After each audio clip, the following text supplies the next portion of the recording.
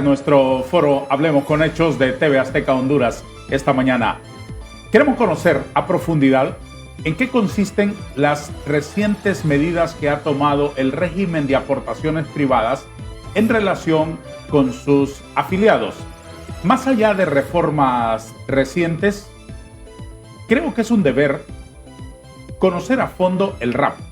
Y en esta hora nos vamos a permitir conversar con dos de sus personeros más distinguidos que tienen la generosidad de apartar un tiempo para conversar con nosotros. Estoy honrado y le doy la más cordial bienvenida al estudio de TV Azteca al licenciado Enrique Burgos, gerente general del RAP, y el licenciado Rafael Madrid, gerente del Fondo de Pensiones y Garantías de la mencionada institución. Señor Burgos, gracias por estar con nosotros esta mañana. Un gusto, señor Vanegas, muy amable. Es realmente un honor para nosotros estar aquí en tan importante medio y en tan importante programa.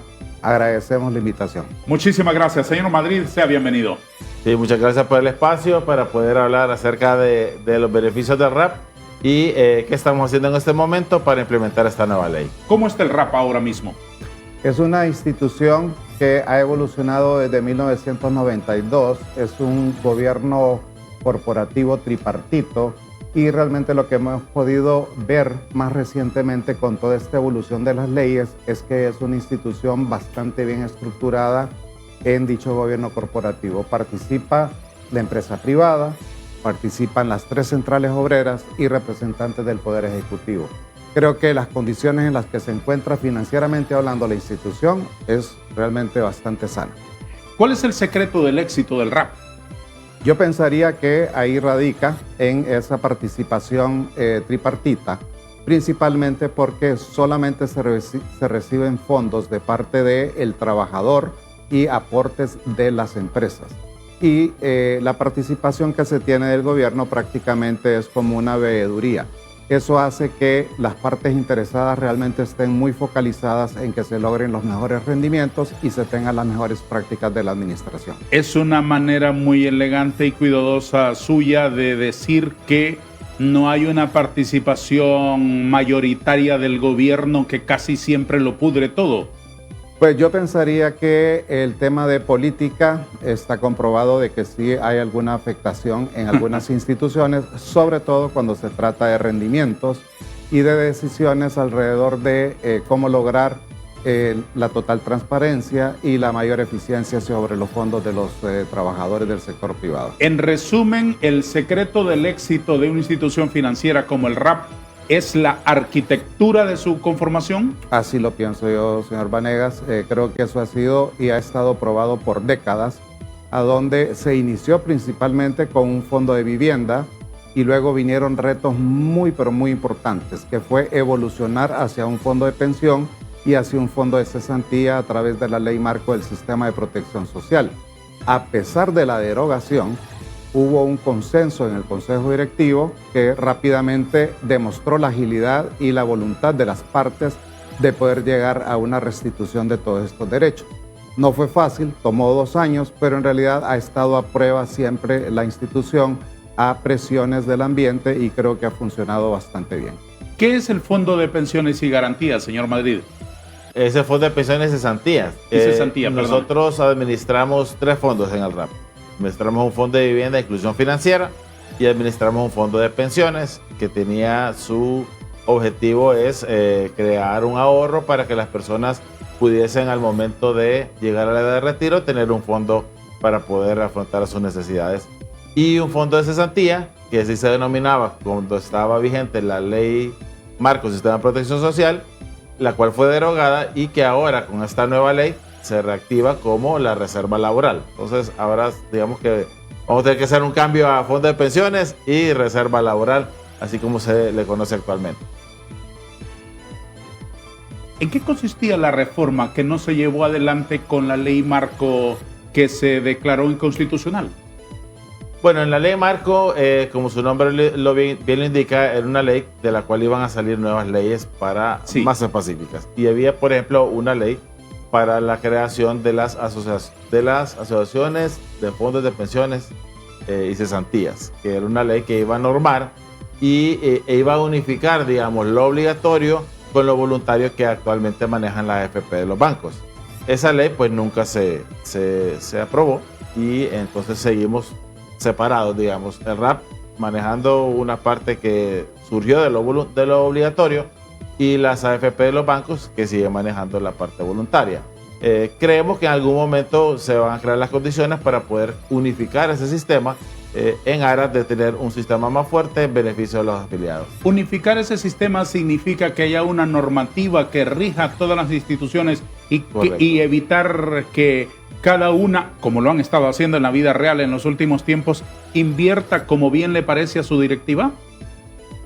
Bueno, ambas tenemos reglas, digamos. Las AFP de los bancos tienen una ley del 2002. Desde luego, lo entiendo, pero lo que querían era unificar, digamos, los criterios normativos para que todas trabajaran igual.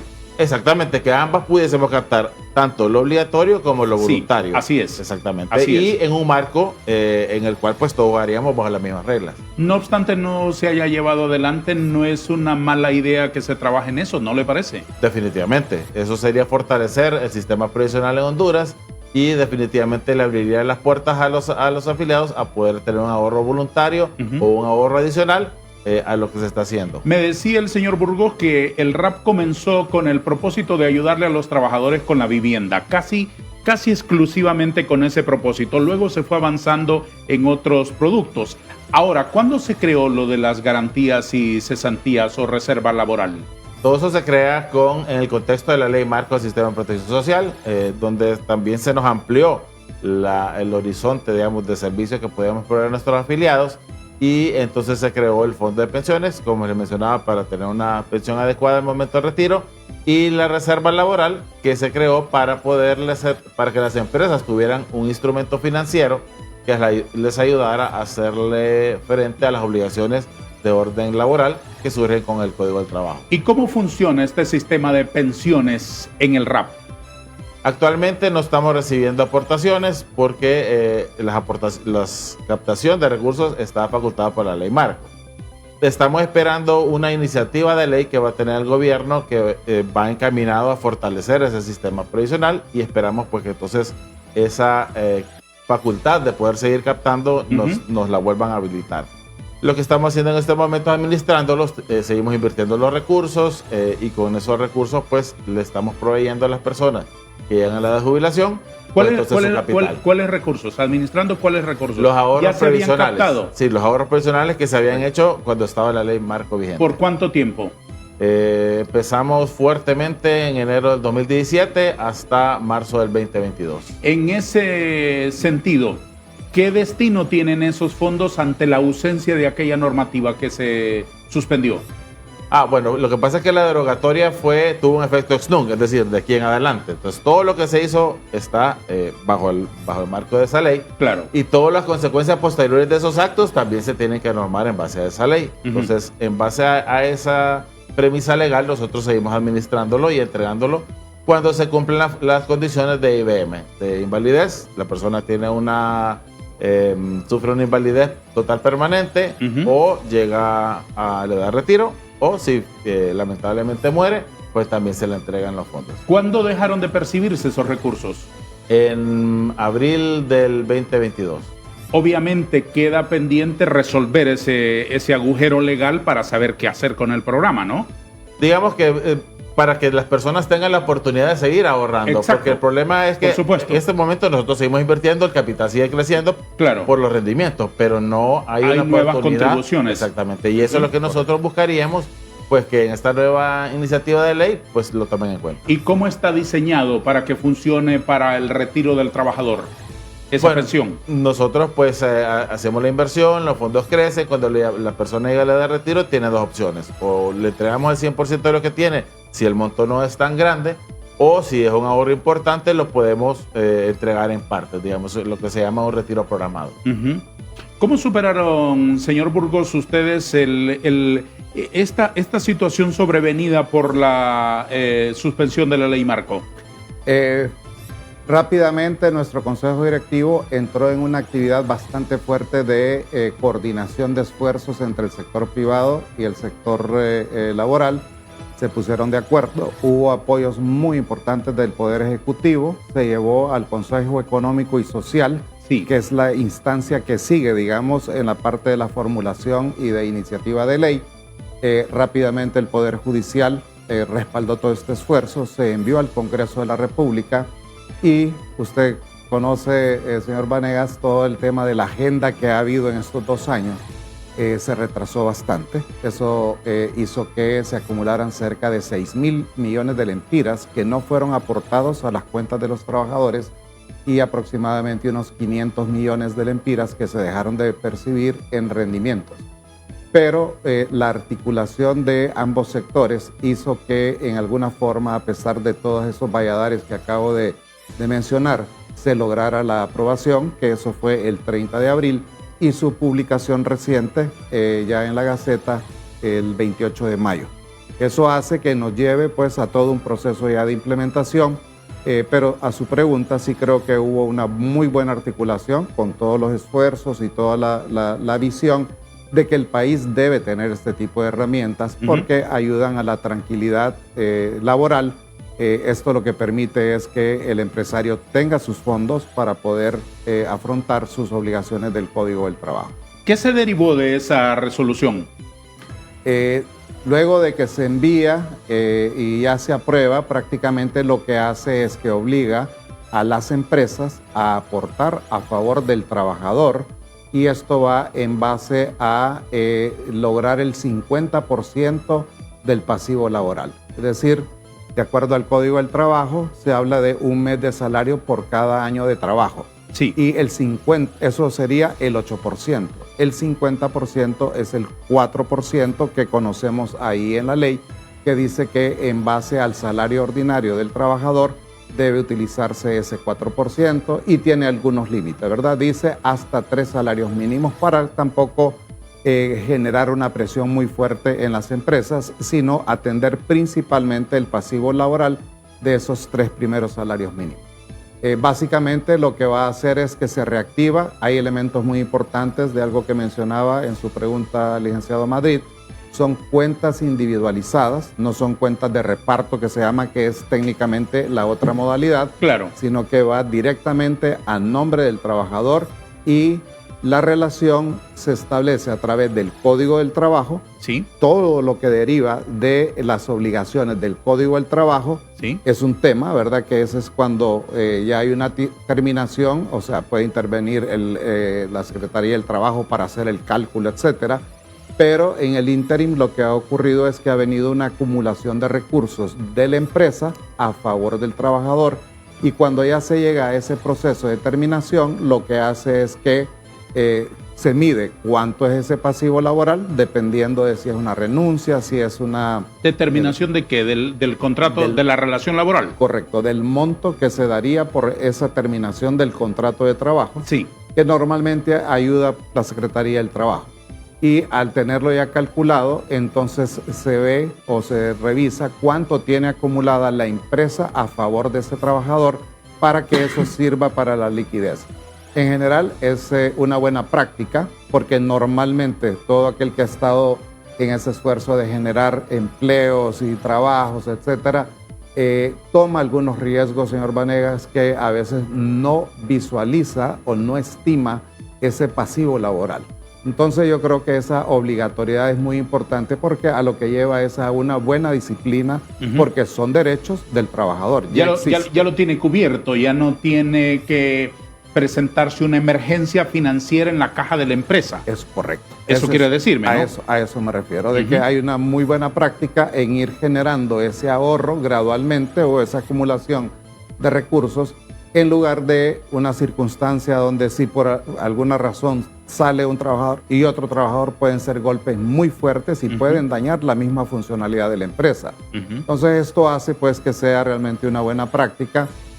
Ha habido un consenso en la sociedad, tanto los empresarios como los trabajadores, principalmente el sector laboral organizado, a donde dice sí, eso lo necesita el país y es una situación de responsabilidad de todas las partes de estar en ese tipo de enfoque. Por supuesto. ¿Cómo se recupera lo perdido, el tiempo y los recursos? Prácticamente no hay una situación de retroactividad, sino que será de aquí en adelante. Esos montos los señalamos principalmente por el hecho de que agregan a la inseguridad del trabajador, es decir, el dejar de haber recibido todos estos fondos. En realidad, en el tiempo, la relación siguió madurando, siguió generándose ese pasivo laboral. Pero yo creo que lo más importante y lo positivo es que haya habido un acuerdo y que se esté reactivando esos derechos de los trabajadores. Y en ese punto de reinicio, ¿las empresas deben ponerse al día? ¿O cómo funciona eso? No, la forma en que va a funcionar, o sea, como no hay retroactividad, ¿sí? Entonces parte de los comunicados que hemos emitido sí, no hay retroactividad, perdóname que le interrumpa sí, tanto, pero que no quiero dejar clarito esos puntos.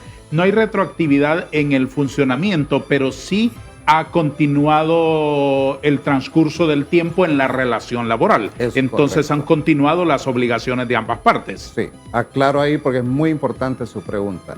La vigencia del contrato de trabajo ha seguido avanzando sí. Y ha seguido generando un pasivo laboral. Sí. Ese es un, digamos, evento. Sí. El otro es, había una ley que venía acumulando en un fondo de cesantía, que ahora se va a llamar reserva laboral, y hubo 2 años a donde no hubo aportes. Ajá. Entonces, el proceso de acumulación del pasivo laboral continuó, pero esos 2 años no se aportaron estos recursos. A su pregunta, ¿va a iniciar? ¿En el punto de reinicio? En el punto de reinicio, a donde está actualmente, va a empezar en base a ese salario de la persona y hasta 3 salarios mínimos, dice la regla, van a haber aportes del 4%. Si ese trabajador ya tenía a favor de él y de parte de ese empleador un saldo, va a continuar acumulando el saldo que tenía, se va a reactivar. Si ese trabajador en ese ínterin pasó a otra empresa y ya inició con esa empresa, entonces él va a acumular, pero en otra cuenta de otra empresa, ¿verdad? O sea, se liquidaría la anterior. Todo esto lo que quiere decir es que no hay un efecto retroactivo para esos 2 años en que se dejaron de recibir los recursos y se van a empezar a acumular los siguientes recursos. Eso básicamente el detalle ahí, señor Vanegas, que es muy importante en este proceso de informar tanto a las empresas como a los trabajadores, es que normalmente la planilla de un mes nosotros en el RAP la procesamos el siguiente mes. Es decir, es necesario que haya transcurrido todos los 30 días del mes de mayo, por ejemplo, para trabajar en junio. Recibiendo en junio. Sí. Entonces la ley tiene efectividad a partir del 1 de junio. Quiere decir que lo que se genere en las planillas de junio las vamos a procesar en julio. Eso es un dato muy importante porque yo he sido contador, como le decía en mi formación de finanzas. Claro. Entonces, al momento de sentarse y preparar estos detalles es a donde uno como contador empieza a tener ciertas dudas. Y ahí es muy importante señalar que la planilla de mayo, que estará siendo entregada a lo largo de junio, tiene las mismas reglas anteriores. La planilla de junio, que se va a entregar hasta en julio, sí debe ser el objeto de todos estos análisis de qué ha cambiado, que ya más adelante vamos a señalarle. Claro, ¿qué esperan ustedes que refleje?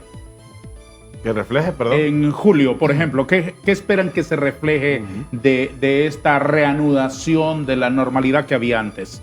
Bueno, nosotros esperamos que por lo menos un 60% de las personas, de las empresas que estaban haciendo la aportación en marzo del 2022 se reintegren rápidamente y que llegamos a alcanzar, digamos, un 100% de lo que teníamos antes en unos 3 meses. ¿En base a qué dice 60% y no 100%?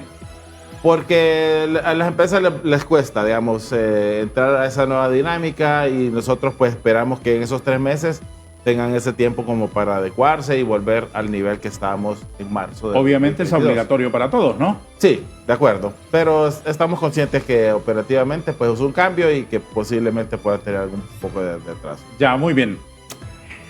Personalidades del RAP están hoy aquí explicándonos todo el funcionamiento de esta magnífica institución para los trabajadores, para los afiliados. ¿Cuántos son? 20,000 afiliados activos y 1.4 millones en total. 320,000 activos. Activos que están aportando. Y 1.4 millones. Bueno, pues muy bien. Abarca muchísima gente esta sombrilla, por eso es importante conversarlo hoy en nuestro foro, que vamos a detener un par de minutos para la publicidad.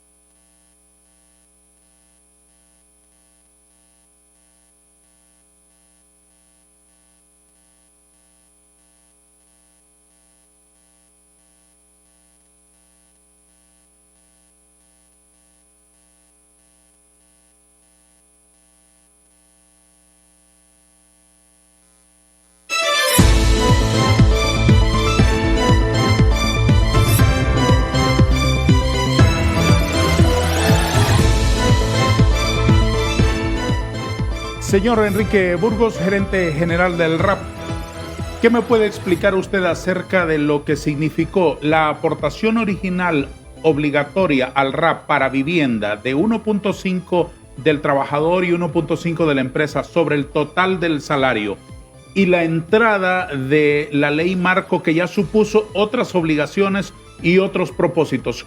¿Cómo se traslaparon? ¿Cómo funcionó eso? ¿Puede explicármelo? Con muchísimo gusto. Y ese es un punto muy importante. Hay un tecnicismo que se llama la obligatoriedad del aporte. Cuando estaba vigente la ley del RAP únicamente... La original, digamos. La original, sí. Ese era una obligatoriedad de aportar el trabajador y el empleador 1.5 cada uno para un total de 3% sobre la totalidad del salario. Cuando entró la ley marco del sistema de protección social, en primer lugar dice eso deja de ser obligatorio y pasa a ser voluntario. Y la obligatoriedad del 1.5% trabajador, 1.5% de la empresa, pasa a ser obligatorio en el fondo de pensión. Pasan 5 o 6 años aproximadamente. Siempre era el mismo monto. Siempre sobre el mismo monto, es decir, sobre el salario ordinario del trabajador, el 1.5. Sí. Y cuando se deroga la ley, que ese es el punto importante ahí en el tema de aspecto legal, al derogarse la ley marco del sistema de protección social, lo que hace es que se elimina, y ya dijimos, es una sentencia ex nunc, se sigue administrando lo acumulado, pero ya no se pueden recibir aportes, y lo que ocurre es que automáticamente reactiva la obligatoriedad del 1.5% del empleador y 1.5% del trabajador al fondo de vivienda. Eso sobre la totalidad del salario. Eso mientras está derogada la ley y que no tenemos una nueva ley, con el caso de la ley del Fondo de Reserva Laboral, ahora ocurre que el fondo de vivienda va a seguir recibiendo esos aportes, pero en la ley del Fondo de Reserva Laboral se hacen algunas aclaraciones y sin quererlo complicar mucho, dice, por el equivalente al primer salario mínimo, esos aportes se van a hacer al Seguro Social, al Fondo de Invalidez, Vejez y Muerte, que es un fondo también pensional, y encima de ese techo de aportación del Seguro Social es que se deberá aportar al Fondo de Vivienda e Inclusión Financiera. ¿Hasta cuánto? RAP. Ese va sin techo, sin límite. Sin límite. Sí. En el fondo de cesantía lo que se establece es un techo, dice hasta 3 salarios mínimos, y cuando hace referencia al salario mínimo, dice el salario mínimo de mayor cuantía en toda la estructura de salarios mínimos, que es aproximadamente 16.856. 16.856 lempiras. Entonces son reglas que obviamente cuando uno lo conversa, señor Vanegas, claro, son un poco confusas, pero claro, como mencionaba, para las empresas, aquella persona que está dedicada a hacer, ¿verdad?, estas planillas, para ellos es muy puntual. O sea, el Fondo de Vivienda tiene ciertas reglas que se están modificando, como lo acabo de mencionar, y para el Fondo de Reserva Laboral ya se emiten estas nuevas reglas del 4% sobre el salario y es hasta 3 salarios mínimos. ¿Con este cambio se debilita el Fondo de Vivienda? El Fondo de Vivienda sigue intacto, bueno, pero pierde robustez. Pierde el primer nivel de aportes. ¿De cuánto es el impacto? Esto es aproximadamente, nosotros recibimos como 120, 130 millones. Pensamos que puede andar ahí como unos 40, 50 millones que van a dejar de recibirse en ese fondo. A partir de ahora se verá reflejado. A partir de ahora. Pero recordemos que al fondo de cesantía, señor Vanegas, entrarían 250 millones de lempiras. Al netearlo, digamos que la institución va a seguir captando tal cantidad que siempre es importante. De esos 250 millones mensuales que se reactivan, aproximadamente se devuelven unos 120 millones de lempiras. Es decir, siempre queda un haber, digamos, de 150 a 130 millones que hay que estarlos administrando en términos de inversión. Claro. ¿Diría usted, señor Madrid, que esta situación es como, digamos, lo de vivienda ya no es lo único, pero se compensa con los otros beneficios, digamos, desde el punto de vista del afiliado? Sí, digamos, el Fondo de Vivienda e Inclusión Financiera, como su nombre lo indica, no solamente vivienda, sino que se desarrollan productos y servicios financieros orientados a cualquier otra necesidad que tienen las personas. Explíquemelo ya que lo menciona y después continúa con el hilo de la explicación original. ¿Cuáles otros beneficios? Antes solo era, digamos, el préstamo de vivienda, reforma de vivienda, construcción de vivienda, adquisición de vivienda, etcétera. ¿De qué otros me está hablando? Tenemos préstamos orientados a poder satisfacer otras necesidades. Tenemos el Rapifácil, que es un préstamo con garantía de las aportaciones, el cual, pues como su nombre le indica, es muy práctico de poderlo obtener y le permite a las personas poder solventar cualquier otra necesidad que tenga o poder cumplir una meta financiera. Tenemos adicionalmente el Prestahorro, que es un producto financiero muy novedoso, en el cual se obtiene un financiamiento y al final del pago del financiamiento hay un ahorro. ¿Por qué? Porque dentro de la cuota hay un componente de ahorro y entonces la persona solventa su necesidad y al final tiene un ahorro para... ¿De qué porcentaje en relación con el préstamo? En ese caso.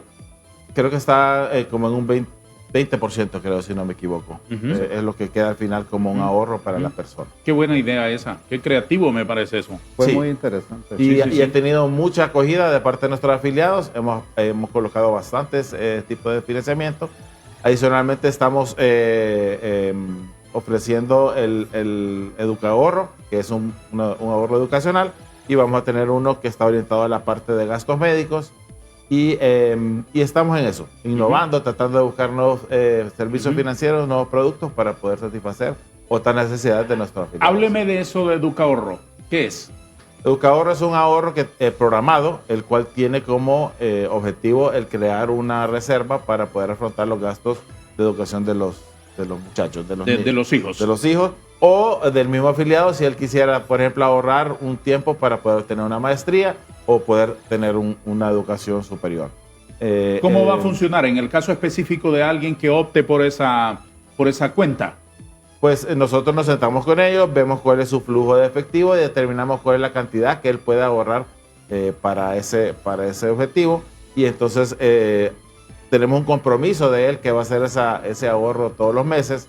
nosotros estamos buscando, por ejemplo, cómo complementar ese ahorro con un seguro educativo, el cual, si muere la persona o muere su cónyuge, por ejemplo, va a recibir una cantidad importante para que sus hijos queden siempre con la educación asegurada.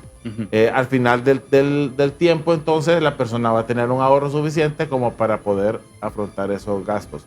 Lo importante ahí es que los rendimientos juegan a favor del afiliado. Y entonces, al final, puede ser que la educación, el 30% de la educación le va a salir gratis, digamos, porque son los rendimientos los que le van a costear ese. Siempre por deducción por planilla. Siempre por deducción por planilla, o también ya abrimos nuevos mecanismos, como por ejemplo un débito a una cuenta corriente o a una tarjeta, ya sea de débito o de crédito. ¿Y asumido voluntariamente por el contribuyente, Sí, por el afiliado? 100% voluntario.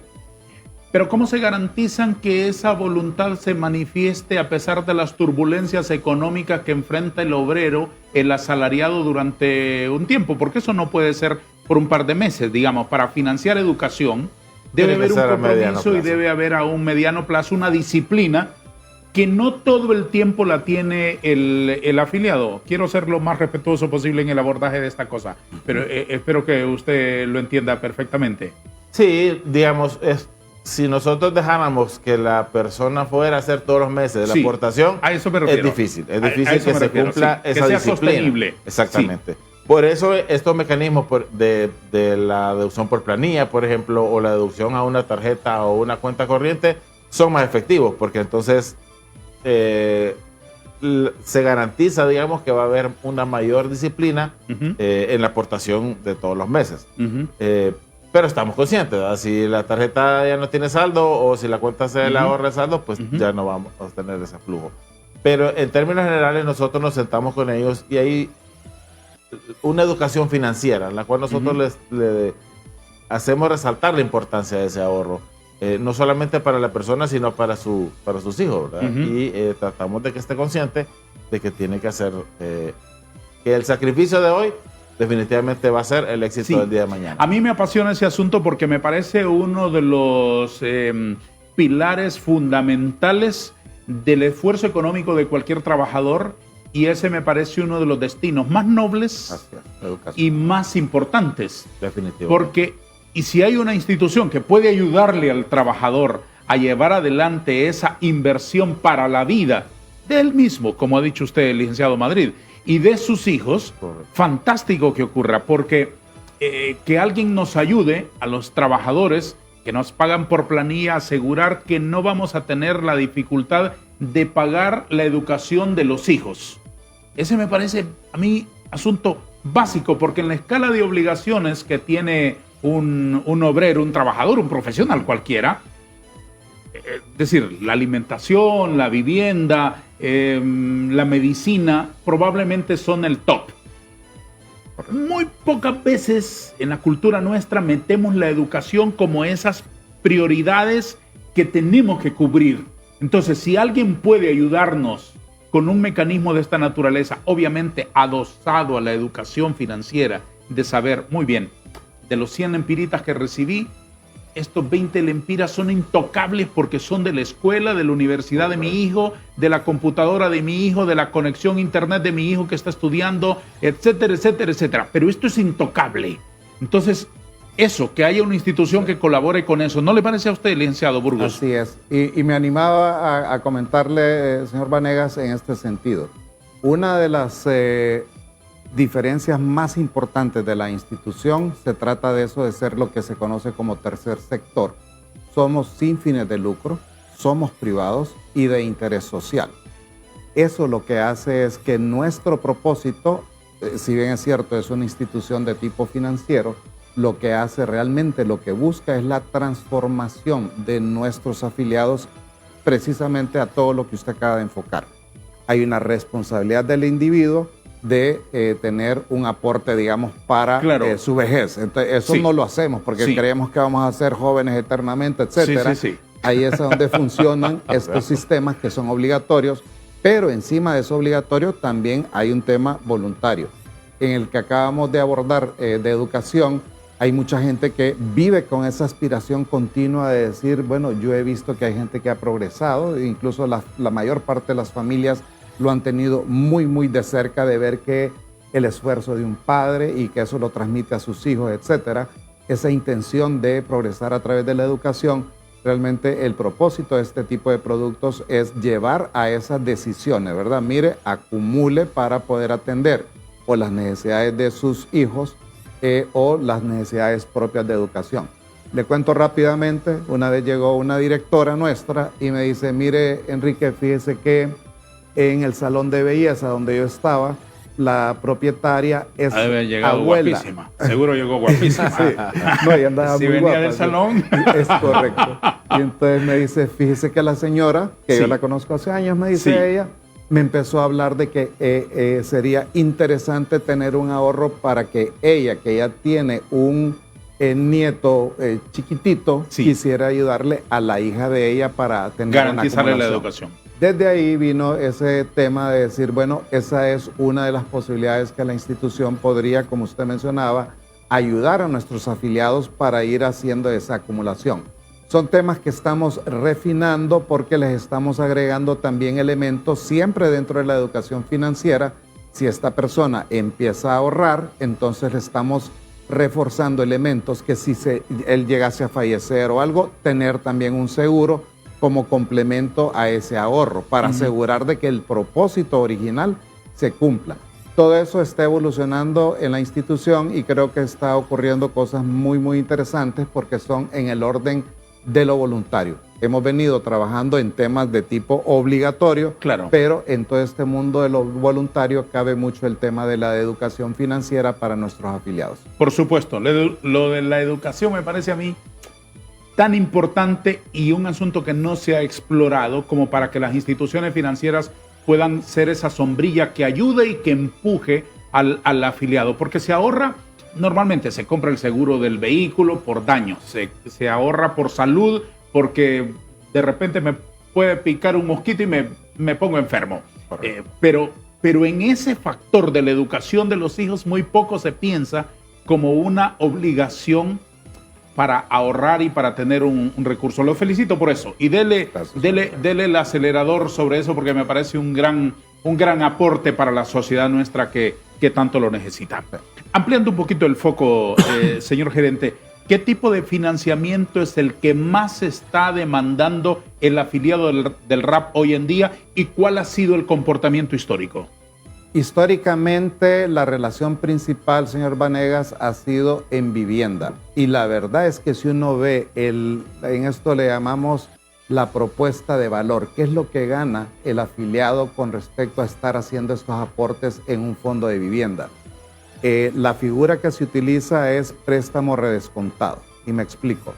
El trabajador ya tiene una relación con su banco y cuando necesita dar ese gran paso de comprar una vivienda, que es el elemento principal de generación de patrimonio y de la solución de la unidad familiar, etcétera, con un salario bajo, por así decirlo, o relativamente bajo, puede adquirir un activo cerca de, en el orden de vivienda social, por ejemplo, estamos hablando aproximadamente entre 800,000 y 1.2 millones de lempiras, teniendo un salario que al verlo el banco, evaluar su riesgo, uniendo los salarios de la esposa y del esposo, por decir algo, puede llegar a tener un nivel de adquisición de una vivienda en un orden de un múltiplo muy grande, ¿verdad? Es decir, 20 veces el salario, por decir algo.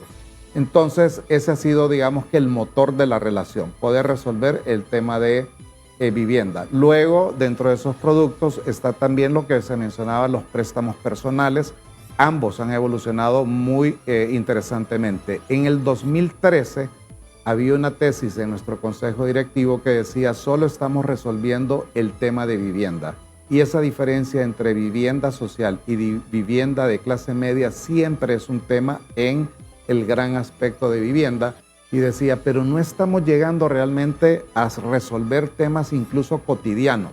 Entonces se tomó una decisión. ¿A qué se referían? ¿En qué estaban pensando concretamente? Préstamos personales, que las mismas aportaciones fueran la garantía de ese préstamo.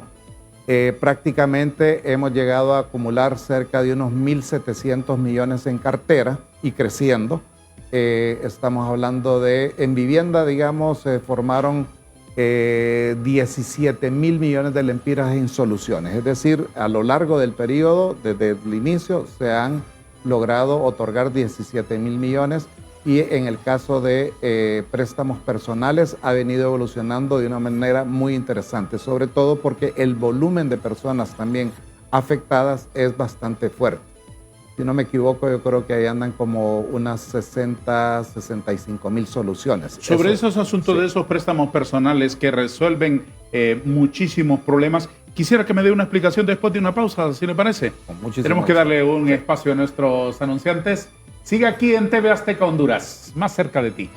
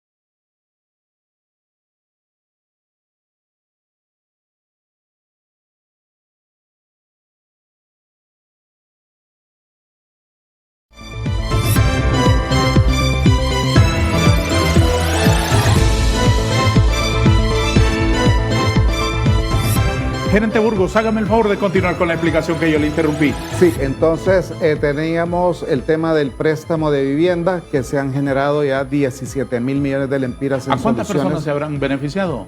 Ahí tenemos cerca de unas 60 mil personas aproximadamente. En el tema de préstamos personales, 140 mil soluciones, o sea, 140 mil préstamos. Algunos de estos son renovaciones, ¿verdad? Pero sí, se han afectado una gran cantidad de afiliados. Hoy por hoy tenemos una cartera en el rango de los 1.700 millones colocados y préstamos como por ejemplo lo que se mencionó del prestahorro que está evolucionando. Ese es relativamente nuevo, pero ha tenido una aceptación bastante interesante porque dentro del pago de la cuota, como decíamos, está amortizando el préstamo y asimismo también está dejando un componente de ahorro. Creo que hay aspectos muy importantes. Voy a girar un poquito de los servicios, pero lo fundamental que mencionábamos ahorita, que estábamos en el receso, uno de los puntos más importantes, señor Vanegas, es ese tema de la educación financiera. El otro elemento que hemos encontrado en nuestras estrategias es que estamos compitiendo no necesariamente con otros servicios, sino con las actitudes de las personas. Sobre todo el joven, que va entrando al mercado laboral, tiene el tema de la inmediatez.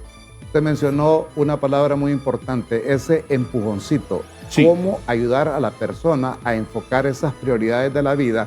Creo que es muy importante que al inicio de la vida laboral uno vaya tomando, y yo creo que la vida también se encarga, ¿verdad? Cuando ya está con el tema de me quiero casar, quiero tener una vivienda, quiero resolver algunos problemas como por ejemplo el de transporte, y no digamos lo que nos ha concentrado parte de esta conversación, la necesidad de educación de tanto los hijos como las necesidades propias de educación. Ese empujoncito es la estrategia que la institución está llevando para poder hacer que los trabajadores del sector privado vayamos viendo esas necesidades. Y no lo quiero limitar a los trabajadores del sector privado porque hay también toda una estrategia de esta parte muy importante de la economía en los independientes o la informalidad. Todos esos son elementos que ya se han empezado a focalizar y que estamos haciendo algunos esfuerzos para poder llevar todo este tema de educación financiera y de dar ese empujoncito que hablábamos. Sí, por supuesto. ¿En qué queda entonces el programa de cesantías y de ahorrar para el retiro, para cuando ya toque retirarse con todas estas transformaciones que ha habido en el último tiempo, licenciado Madrid? ¿Cuál es el enfoque global que tienen ustedes? Bueno, en la parte de reserva laboral, pues reactivar todo lo que es la captación de los recursos para el crecimiento de esas cuentas, que son cuentas de compensación individual que están a nombre de los afiliados y que sirven pues a los patronos para hacer el pago del auxilio de cesantía o de la prima de antigüedad, que fue un derecho que se creó con la ley marco de protección social y que se reactiva ahora pues en esta nueva normativa. La idea es entonces que se continúe fortaleciendo ese ahorro previsional para poder afrontar esas obligaciones patronales. Y con el fondo de pensiones, pues nosotros, digamos, seguimos administrando y utilizando los recursos para cuando las personas lo ocupen y se cumplen las condiciones que estaban establecidas, y esperaríamos entonces que se pudiera hacer una reactivación en el marco pues de estas nuevas análisis del sistema previsional que está haciendo el gobierno. ¿Y hay iniciativas ya encaminadas a resolver ese problema? Entendería que hay un anteproyecto de ley que se está revisando, que va a crear unas condiciones similares a la de la ley marco, creo que se llama Sistema Integral de Protección Social, y en esa ley pues esperamos que haya un análisis integral del sistema previsional, no solamente para que abordar la parte obligatoria, sino también la parte voluntaria, y que sea un sistema fortalecido. Explíqueme un poquito más lo de la reserva laboral. Las empresas están permanentemente contribuyendo, es decir, voy a explicarlo de manera más profana y más simple. Está haciendo el apartado de su obligación. Correcto. Para cuando termine la relación laboral entre el empleador y el empleado, ¿verdad? Correcto. Esa es, digamos, la práctica. Sí. Hay un momento en que el empleado tiene muchísimo más tiempo y la empresa ya dejó de aportar, ya superó el aporte máximo que debería hacer, ¿o no? Bueno, el espíritu de la ley es que el patrono pueda ahorrar por lo menos el 50% de lo que corresponde. Por lo menos el 50%. Pero puede llegar a más. Claro. De hecho, nosotros tenemos casos de empresas que hacen un aporte voluntario adicional porque dicen, no, yo quiero tener el 100%, lo quiero tener cubierto. Sí. Quiero tener ese dinero 100%. La ley le obliga el 50%. La ley obliga el 4% del salario ordinario del trabajador. ¿Por cuántos años? Hasta que alcance el 100%, la totalidad. La totalidad. Ah, bueno, a eso me refiero. Correcto. Me refiero a que ha habido casos seguramente de empleados que tienen muchísimos años en una empresa, que la empresa podría haber dejado ya en manos del RAP toda su obligación para que cuando aquel día llegue, correcto, la empresa prácticamente no tiene que sacar nada de su caja porque ya todo lo tiene en aportaciones al RAP, ¿o no? Es correcto. Ese es el espíritu de la ley. O sea, que hay un ahorro suficiente como para poder ayudarle a la empresa a pagar con facilidad esa obligación. Y ahí es importante que las empresas entiendan que cuando se hace el pago del auxilio de cesantía, todos los intereses generados están en su beneficio. ¿Por qué? Porque esos intereses le ayudan a que crezca ese fondo, y entonces no tiene que sacar tanto dinero de su bolsa, o de repente no tiene que sacar nada si ya tiene el 100% en la cuenta. ¿Y esa cuenta es individual por el trabajador X, por el trabajador Y, por el trabajador Z? Correcto, es individual. Y si el trabajador tiene dos empleos, por ejemplo, trabaja en el día y en la noche da clase en una universidad y tiene un contrato, hay una reserva, hay una cuenta de reserva laboral por cada uno de los patronos.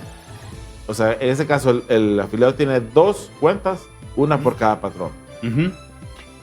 ¿Y en qué consiste esta voluntariedad de decir, mire, yo más allá del 4% del trabajador X quiero aportar un poquito más? Eso es ciertamente voluntario de la empresa. ¿Se hace? ¿Se practica? Sí, tenemos empresas que están haciendo la aportación del doble de lo que exige la ley, entendiendo de que, bueno, si el espíritu es que tenga 50%, pues yo quiero tener el 100%. Y entonces hacen un 8% de aportación, un 8% calculado con el salario del trabajador en la cuenta de él. Magnífico. Ahora, licenciado Burgos, este mecanismo, hablando de la arquitectura sana con la que fue diseñado el RAP, este mecanismo de la retención en planilla ha garantizado 0 mora. Nuestra mora es de las más bajas. Siempre se da, digamos, en el caso del préstamo de vivienda es 0, porque la deuda la tiene el banco con el RAP. La deuda se constituye entre nuestro afiliado y el banco y hace un redescuento con el RAP. Entonces, el banco siempre le paga el RAP. Ahí es 0%, digamos, de riesgo de cara al banco. En el caso del préstamo personal, sí se garantiza. No me interesa tanto profundizar en aquello, pero ¿quién protege al banco entonces de una contingencia? El banco lo que hace es, y es principalmente la tarea, es una administración del riesgo. Ellos se apoyan en los buros de créditos para determinar si la persona tiene la capacidad de pago. O sea, todo está basado en la capacidad de pago del trabajador al momento de optar asumir el compromiso. Deuda, sí. Eso en el caso de vivienda. En el caso del préstamo personal, sí funciona directamente entre el trabajador y el RAP. Ahí nosotros igualmente tenemos una labor de administración de riesgo, evaluamos el crédito y lo que ocurre es que si esta persona por alguna situación no pagase, porque normalmente viene deducción por planilla, o sea que tenemos una priorización bastante alta al momento de hacer la amortización del préstamo. Pero digamos que la persona pierde su trabajo, hay algún grado de inestabilidad porque se dan esos casos. Nuestra mora dentro del sistema financiero es de las más bajas porque inmediatamente también estamos obligados a ir contra el ahorro que tiene, el aporte que tiene el trabajador en su cuenta del fondo de vivienda. Prestamos hasta el 100% de ese ahorro, ¿verdad? O sea que está limitado de acuerdo a los aportes que ha hecho el trabajador durante su relación con el RAP. Muy bien, eso garantiza entonces salud financiera además para la institución. Es correcto. ¿Qué otras reformas están impulsando ustedes en la administración actual, señor Burgos? Creo que de los temas más importantes, uno de ellos es lo que mencionaba, ese empujoncito. Queremos ayudar a nuestros aportantes a que identifiquen bien esas prioridades, eso es un tema. Y el otro es, a través de la pandemia se aceleró un proceso de transformación digital. Digamos que desde el 2015, cuando se aprueba la ley marco y vemos que hay 1.4 millones de relaciones con afiliados, no sé si usted recordará, señor Vanegas, que se hizo una devolución de excedentes de cerca de 5.400 millones de lempiras a aproximadamente 800.000 personas. Eso era un gran reto en términos de poder atender a todos nuestros afiliados de esa relación que había nacido desde 1992. Y una de las estrategias principales por las que optó el Consejo Directivo fue: no nos vamos a ir a generar cualquier cantidad de sitios de atención. Vámonos por la vía digital, eso es 2015. Cuando llega la pandemia en el 2020 nos damos cuenta de la necesidad de acelerar, como nos ocurrió a todas las instituciones o empresas. Aceleramos ese proceso. El 20 todos dijimos en el mundo, el futuro se vino a la hora. Todo se aceleró. Todos estábamos pensando que iba a ser una transformación gradual. Entonces, ¿cuál fue su experiencia particular en el RAP? Principalmente la capacitación de nuestro recurso humano, porque lo que se afronta en esa transformación digital es prácticamente temas de conocimiento, cómo abrir la arquitectura de la institución a esos servicios financieros con algunos riesgos, como lo que estamos viendo hoy por hoy. Nos aseguramos de que no fuera a haber nada de situaciones a donde en ese paso acelerado pudiéramos dar apertura a que nos fuera a suceder algo desde el punto de vista digital. Se hicieron las contrataciones correctas y principalmente una gran voluntad del Consejo Directivo, porque ahí hay grandes inversiones. Son inversiones realmente bastante fuertes y esto ha permitido que hoy por hoy nuestros afiliados no tienen que acercarse a una instalación nuestra para poder tener su estado de cuenta y ver el ahorro. Simplemente ¿Cómo puede hacerlo? Entrando al sitio de internet www.rap.hn. Ya desde ahí puede empezar toda una interacción para que él se pueda registrar en nuestro sitio web. O sea que cada señor de los que contribuyen, de los que están afiliados, puede hacerlo a través de su teléfono. Correcto. Puede entrar, se registra y ya puede tener acceso a los estados de cuenta. Tenemos una estrategia, lo que llaman ahora los tecnólogos ubicuidad, o sea, puede entrar por el sitio web, puede entrar por una app que la estamos haciendo una serie de mejoras fuertísimas. Tenemos redes, estrategias con redes bancarias, con cooperativas. De un día para otro, señor Vanegas, estábamos en 3 ubicaciones de atención y cuando firmamos el primer convenio con una institución financiera pasamos a tener 68 puntos de atención. Hoy por hoy tenemos en los centros comerciales kioscos dedicados a ese tráfico del trabajador que durante la semana no puede hacer gestiones, sino que en el fin de semana sale con su familia y ve que estamos ahí en ese centro comercial, pide su estado de cuenta, empieza a solicitar un préstamo. Todo eso ha sido una estrategia de nuestro Consejo Directivo para poder acercarnos a esos 300,000 afiliados activos y, qué decir, de los otros 800,000 casi afiliados que en alguna forma tienen esa curiosidad de...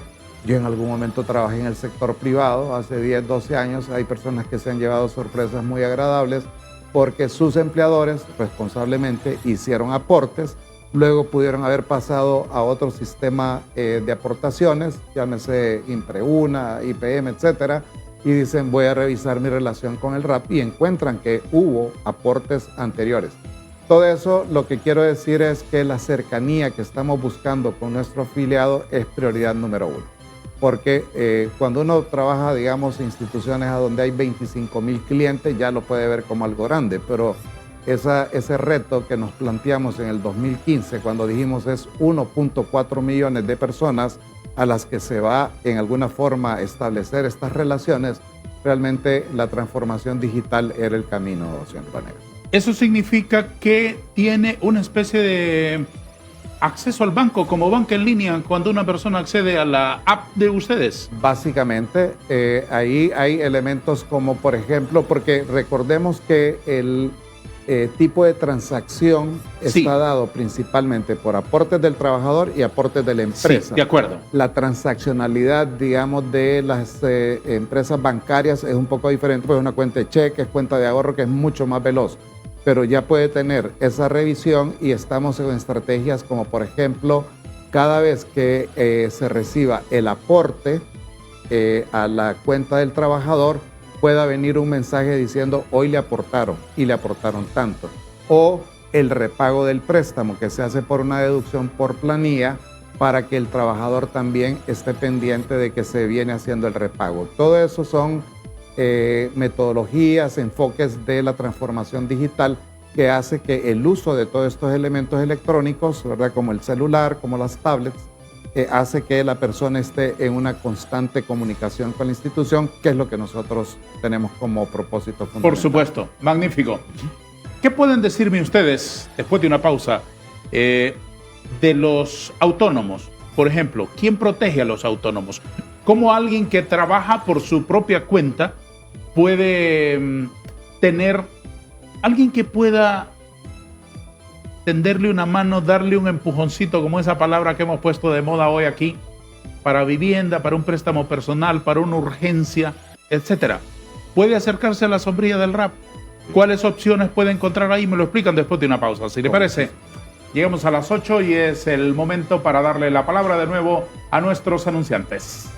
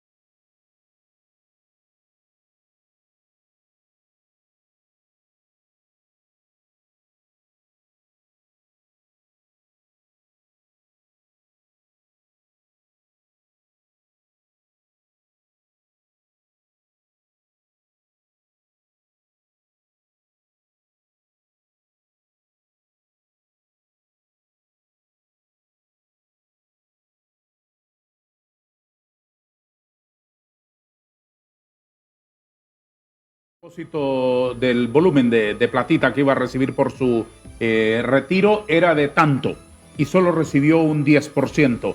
¿Qué puede haber ocurrido en una situación de esas?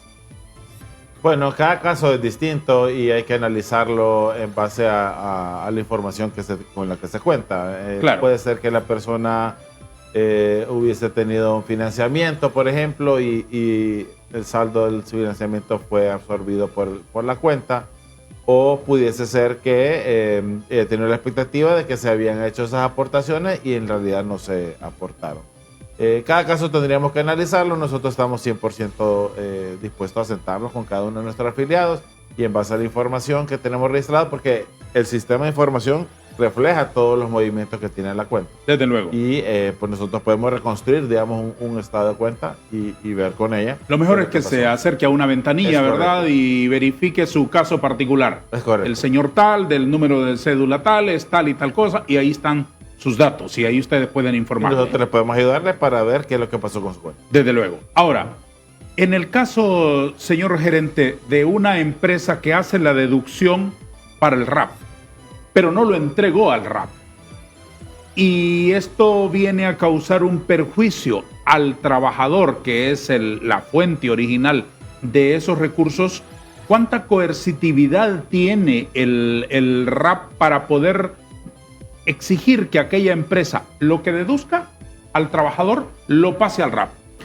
La coercitividad principalmente viene dada por la relación entre el trabajador y el empleador. Es decir, hay una relación directa y le corresponde que ese derecho que tenía el trabajador de recibir ese aporte, y más si es constitutivo de un delito donde hubo hurto, porque prácticamente si se le hizo la deducción y no se enteró, ahí hay un tema bastante delicado, ¿verdad? Nosotros lo que sí tenemos son coordinaciones, digamos, con el trabajador, de ayudarle a entender cuánto en realidad llegó a sus aportes por una parte, y la colaboración que se puede hacer completamente con el trabajador.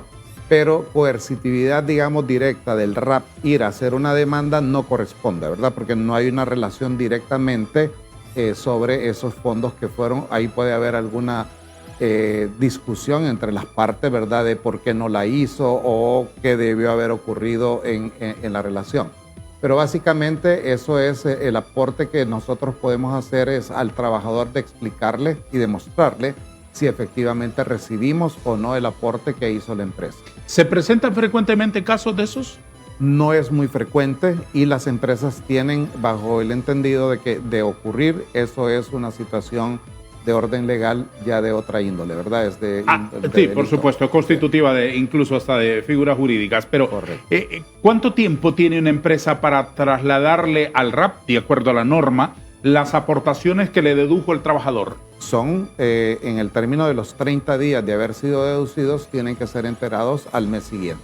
Lo de enero en febrero, lo de febrero en marzo y lo de marzo en abril. Es correcto. Y así sucesivamente. Sí tenemos casos, señor Vanegas, a donde viene una empresa y se encuentra en una situación de apretada de capital de trabajo, pero por lo general los casos que afloran, hay un arreglo de pago a donde viene la empresa, acepta esas responsabilidades y se puede hacer un arreglo de pago. Pero lo correcto, lo normal es que ocurra de un mes para otro, se enteran todos estos valores. Muy bien. Ahí también solo quisiera puntualizar que también hemos tenido acercamientos con el Ministerio del Trabajo y Seguridad Social para reportar esos casos donde ha habido dolo contra los trabajadores, y entonces pues ya la Inspectoría del Trabajo toma su rol coercitivo, digamos, que corresponde. De acuerdo. ¿A qué otras obligaciones se enfrenta una empresa? ¿Solamente a esa? ¿A la del traslado de las deducciones y a su propia contribución? Principalmente la contribución propia que hace la empresa, la obligación de la deducción que se le hace al trabajador en términos de lo que se está aportando, y también hay compromisos en los préstamos. O sea que las empresas que llegan a un acuerdo con el RAP se comprometen a hacer la deducción. No son garantes de ese préstamo, pero sí del proceso de hacer la deducción por planilla para poderle enterar a la institución. ¿Hasta cuántos préstamos llega a tener un trabajador en el RAP? Cada caso es distinto. Él puede generar préstamos en un término diferente hasta por 5 años, hay quienes lo hacen por 2 años, entonces la velocidad de cada una de esas transacciones puede variar y lo que sí ocurre es que por lo general, como está dentro de la deducción por planilla, tiene un buen récord, digamos, de su préstamo y lo que está ocurriendo es que dentro de nuestras actividades, ya cuando está llegando más o menos a un saldo del 25%, eso es como, no es regla, sino que es como un patrón, la persona ya empieza a considerar hacer una nueva transacción para poder resolver algunos temas de sus necesidades cotidianas. ¿Hasta cuánto accede de préstamo un trabajador por vivienda, por ejemplo? Deme un ejemplo. Ahí el análisis que se hace es en la capacidad de pago del trabajador. Si estamos hablando de personas que estarían en la parte básica de la estructura salarial, normalmente el banco lo que hace es que revisa la capacidad de pago tanto de, si es pareja, eso ayuda porque se suman las dos capacidades y entonces puede determinar hasta dónde puede llegar. Digamos, vivienda social, ha habido todo un elemento ahí, ¿verdad?, reciente de la combinación de algunas estrategias de políticas de Estado, a donde se está llegando pues cerca de 800,000 y hay una discusión ahí hasta 1.200.000 empiras, ese rango. Luego, la capacidad de pago puede ir por encima de esos montos que acabo de mencionar y ahí ya depende, ¿verdad?, de esa suma, de esa capacidad de las personas que están adquiriendo. Y aclaro, señor Vanegas, hasta 30 años de pago con tasas de interés pues bastante asequibles para los afiliados. Por supuesto. Estos otros préstamos del RAP de los que usted me hablaba, licenciado Madrid, no son vinculantes, no son excluyentes con un préstamo de vivienda a mucho más largo plazo que tenga un trabajador. El préstamo fácil, me dijo, el préstamo del ahorro, etcétera, etcétera. No, son independientes. Digamos que nosotros siempre vemos la capacidad de pago de las personas. Si él tiene un préstamo de vivienda, pues entonces vemos si la nueva cuota no lo va a meter en un problema. Y entonces si la persona tiene la capacidad, nosotros pues le entregamos exactamente. Entonces hay experiencias hay muchísimos ejemplos que ustedes pueden poner en ese sentido. Sí, es decir, personas que han, digamos, solventado su necesidad de vivienda habitacional y que a la vez han ido a través de RappiFácil solventando otras necesidades. ¿El RappiFácil por qué volumen es? ¿Hasta cuánto adquiere un trabajador o puede acceder un trabajador? Eso va a depender de cuánto tiene ahorrado, porque se presta en base a un porcentaje de lo que la persona tiene acumulado en su cuenta. Entonces, puede ser una persona que tenga 500,000 empiras, por ejemplo, pues puede sacar un RappiFácil de una cuantía considerable. Muy bien. O sea que va en relación con lo que tiene él en su cuenta. Magnífico. ¿Qué me dicen, señores, de los autónomos, de los que no son, digamos, sujetos de un contrato con una empresa, sino que trabajan por su propia cuenta? Bueno, esa es una de las tareas que tenemos en este momento en desarrollo. Estamos creando estrategias para atraer a ese segmento de mercado. Nosotros estamos facultados por las reformas a la ley que se hizo de la ley del decreto 107/2013, en el cual se faculta a RAP hacer aportaciones voluntarias que vengan encaminados a la pequeña y mediana empresa y a esas personas independientes. Así que estamos creando productos y servicios que vengan enfocados a ellos, a satisfacer esa necesidad. Es un segmento importante de la población y esas personas no tienen muchas veces un ahorro provisional. No tienen un ahorro que les permita al momento de llegar a la edad de vejez tener con un capital o que tengan un financiamiento acorde a sus necesidades y a su capacidad financiera que le ayuda también a incrementar su capacidad productiva. ¿En qué han pensado? Hemos pensado en un financiamiento que venga orientado a la parte productiva, a fomentar la capacidad productiva de esas personas y crear también una serie de ahorros que van encaminados a poderles satisfacer las necesidades. Ese segmento, pues a nivel latinoamericano, es uno de las AFP, por ejemplo, es uno de sus retos principales, cómo atraerlo, ¿verdad? Y a través de educación financiera nosotros creemos que lo vamos a poder lograr.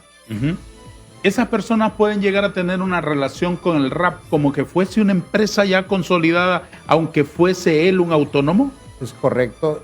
De hecho, señor Vanegas, hoy por hoy ya existen, por ejemplo, todos estos profesionales distinguidos, ¿verdad? Ingenieros, médicos, ¿Sí? abogados, ellos ya tienen relaciones bastante desarrolladas con la banca. Entonces se dan casos como, por ejemplo, necesitan comprar una casa y le pregunta el banco, ¿pero usted tiene una aporte en el RAP? No. No, porque no soy empleado de nadie, digamos. Exactamente. Ajá. Entonces ahí la banca direcciona esa relación hacia el RAP.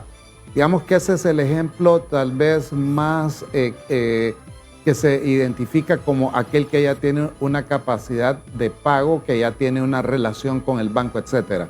Lo que acaba de mencionar el licenciado Madrid, hacia abajo, o sea, tenemos gente que tiene bastantes recursos, que están en los mercados, que tienen un poco más cercanía a la informalidad, pero que ya constituyen a 5, 7, 8, 10 personas, etcétera, que en la banca también están reconocidos como personas que pueden optar a créditos, etcétera. Entonces, ahí es donde hay un gran reto para que estas personas puedan empezar a generar.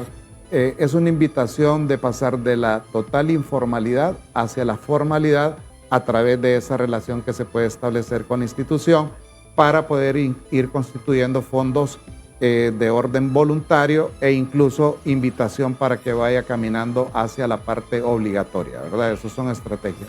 ¿Está funcionando eso o es una cosa que ustedes están trabajando para poderlo establecer? Es algo que se está trabajando, siempre va a ser un reto, no es un tema, y como mencionó también el licenciado Madrid, en América Latina, sobre todo las economías más grandes tienen retos muy fuertes. Claro. ¿Cómo hacer esa transformación de la informalidad hacia la formalidad? Y en el caso de las personas de este segmento que me dice usted que ya tienen capacidad de pago, pero siguen siendo independientes, es decir, son autónomos.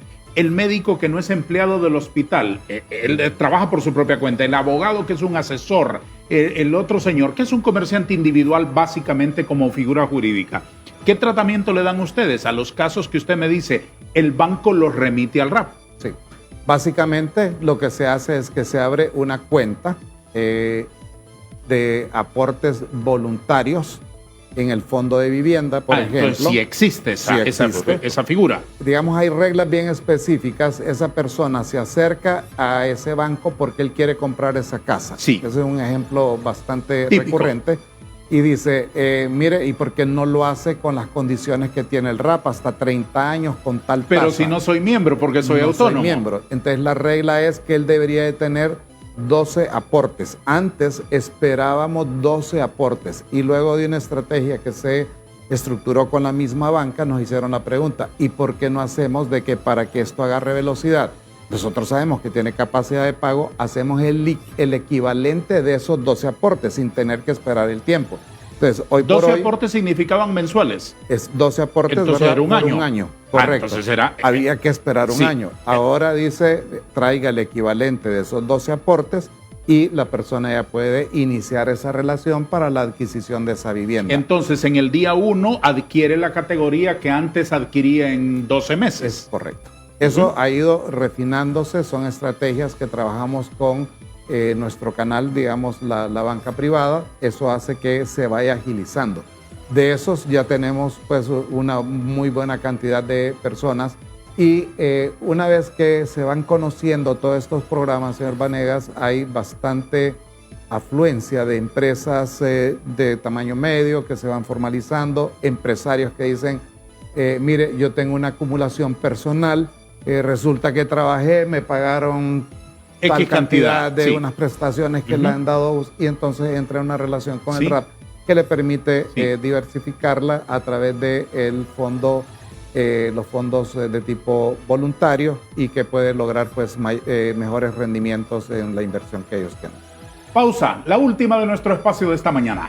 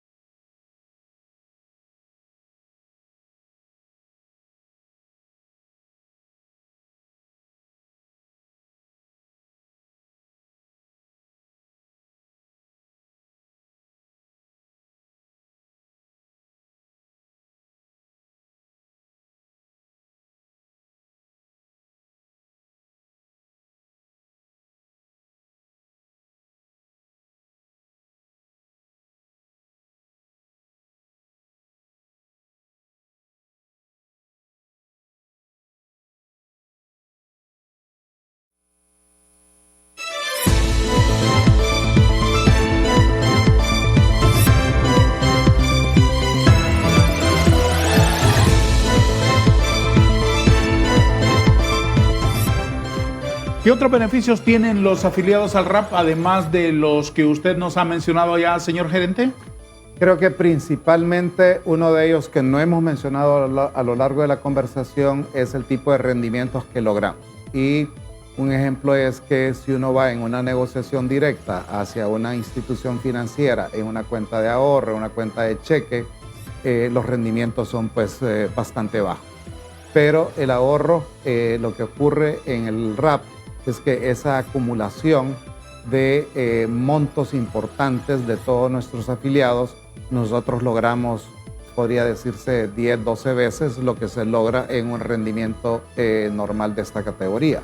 Entonces, son temas que son pues bastante importantes porque a lo largo de la vida de una persona es significativamente muy fuerte la diferencia en estas tasas de rendimiento.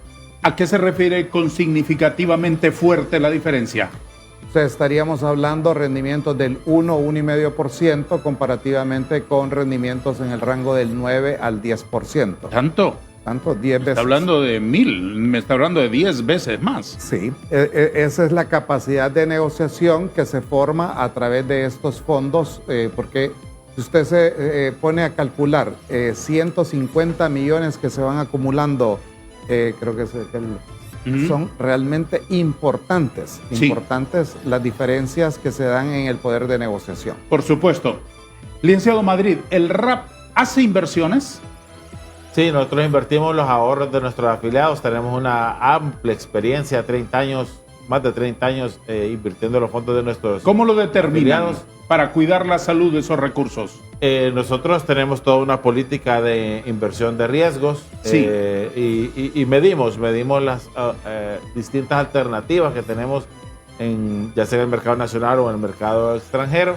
Y tenemos un comité de inversiones muy fortalecido, por supuesto, el cual analiza todas esas opciones y buscamos las que sean más rentables, siempre buscando ese apetito de riesgo, mantenerlo en un nivel adecuado. ¿En qué rubros ha estado su experiencia de inversiones? Bueno, digamos que en el país hay bastante limitación en donde podemos invertir. Invertimos como casi todas las instituciones financieras en certificados de depósito, en bonos del Estado. Y afuera pues hemos empezado a ver opciones más sofisticadas, como ser la parte de ETFs y otros instrumentos financieros que nos dan ese rendimiento, pero con una muy buena seguridad. ¿Ese rendimiento es robusto? ¿Es lo que ustedes buscan para defender la plata de todos los afiliados? Sí, es correcto. Y el otro punto es que nosotros somos equitativos. Esa tasa de interés la recibe el que tiene 1000 lempiras al que tiene 1.000.000 de lempiras. Todos reciben el mismo rendimiento. ¿Por qué? Porque se genera con el dinero de los afiliados y el 100% entonces se les regresa en sus cuentas. ¿Cómo califican el riesgo de una inversión antes de tomar la decisión de meterle mano? Bueno, vemos, digamos, los tipos de rendimiento que han tenido en el pasado, cuáles son las tendencias que tienen para el futuro a mediano o largo plazo.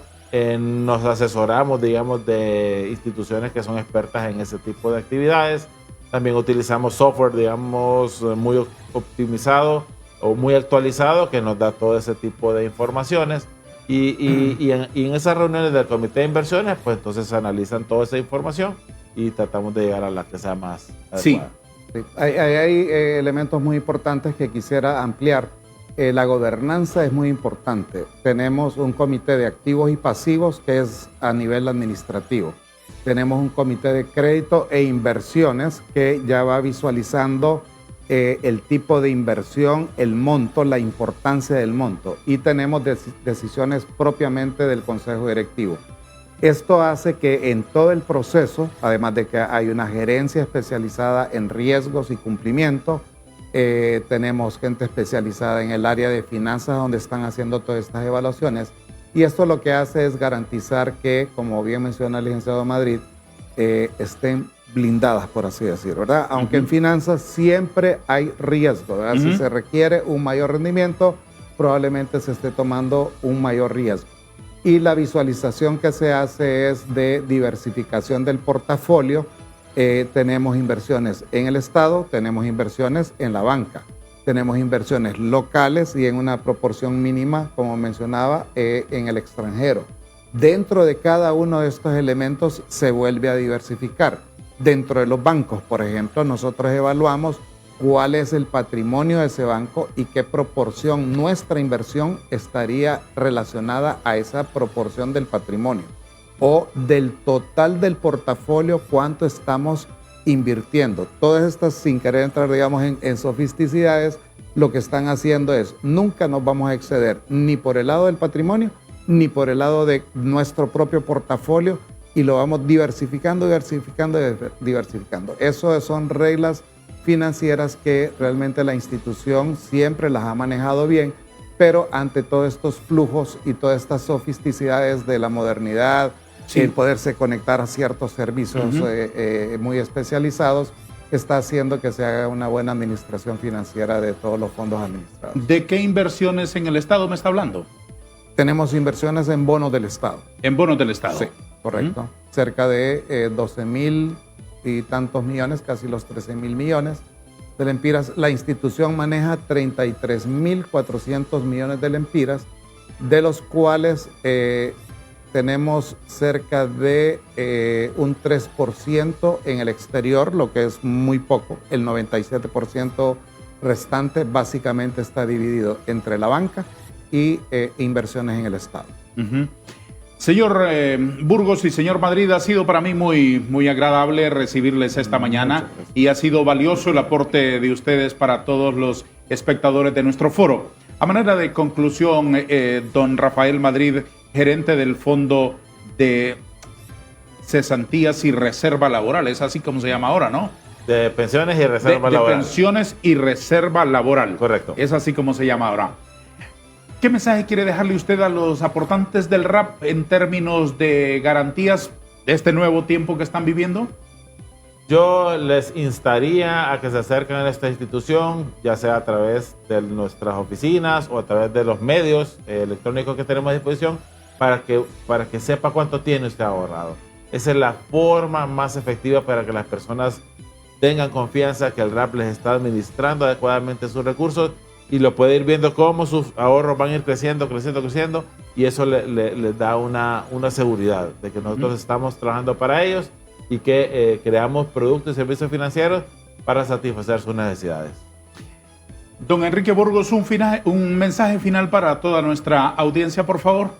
Prácticamente sería que nuestros afiliados tengan la certeza de que su institución está siendo administrada bajo las mejores prácticas. Tenemos esa observación de parte del sector privado, del sector laboral, la veeduría que hacen los representantes del Poder Ejecutivo, y que realmente tenemos un compromiso muy fuerte con lo que ya hemos mencionado de estar cerca del afiliado. Vamos a hacer todo lo necesario, las inversiones que se requieran para poder estar muy cercano a nuestros afiliados. Hágame el favor de repetir, perdóneme usted la imprudencia, de repetir dónde están las ventanas del RAP para que sea más accesible para todos los afiliados, cómo cada uno puede acceder a lo que decía el señor Madrid, a toda su información particular, a su estado de cuenta, a las oportunidades que de repente no está aprovechando, a las opciones que tienen ustedes para autónomos, para los independientes,